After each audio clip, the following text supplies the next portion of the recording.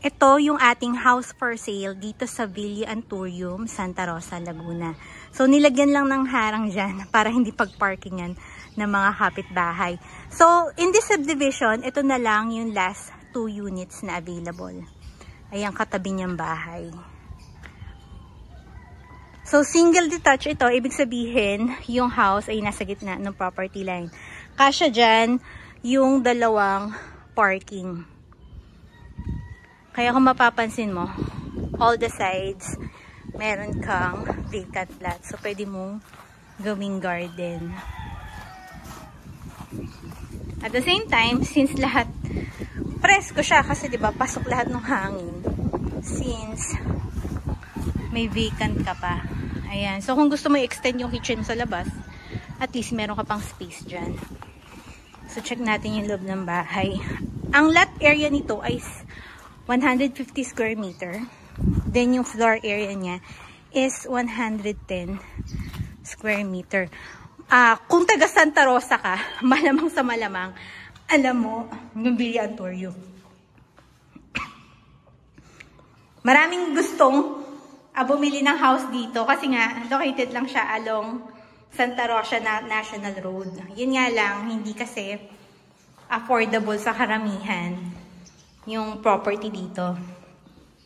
This is 8,650,000. So, yung area na yon, dyan yung iyong sala. Ayan. So, dito mo pwedeng ilagay yung iyong dining area. Ayan, fronting the kitchen. This is your kitchen. Siyempre, meron tayong access sa likod, ay sa gilid pala. So, kung gusto mo nga i-extend, ayan, bubungan mo yan hanggang dito. Or, bahala ka. Bahala ka mag-ayos. Pwede mong butasin yung isang side dyan, tapos ilabas mo to. Diba? Up to you. Pero ito ay, kung nakikita nyo, complete turnover na. So, kung gusto mo, lipatan mo na lang, diba? Okay na rin naman siya. Wala ka na kailangan i-customize pa.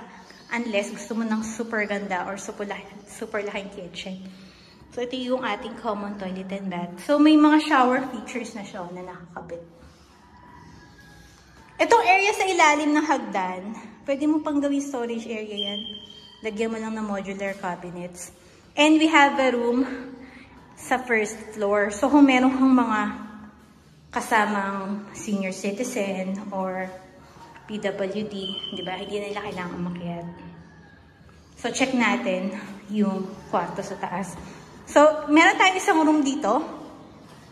Sa baba, meron ding 3 sa taas. So, lahat ng mga rooms, may mga built-in cabinets na. And we have our common toilet and bath dito sa second floor. Yan. Meron din family area. Pwede siyang family area. Pwede mo siyang gawing office. So, ideal din siya sa mga freelancers, di ba? Kay mga work online. Yan. So, meron tayong maliit na balcony sa harap. Kung gusto mo tumambay.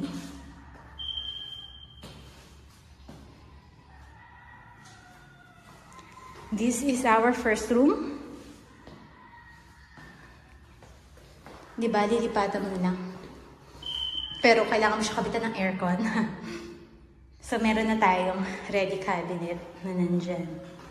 And this is our second room. May cabinet na din. Located lang to along Santa Rosa National Road nga. Kaya kung taga Santa Rosa tsaka taga Cabuyao ka, alam na alam mo yung subdivision na Villa Anturium.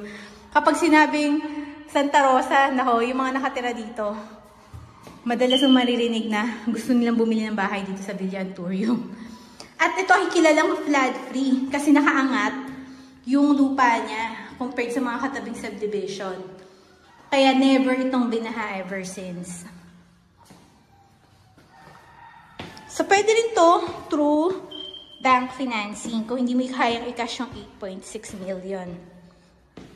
So if you have questions and if you personally want to see this house, just message me.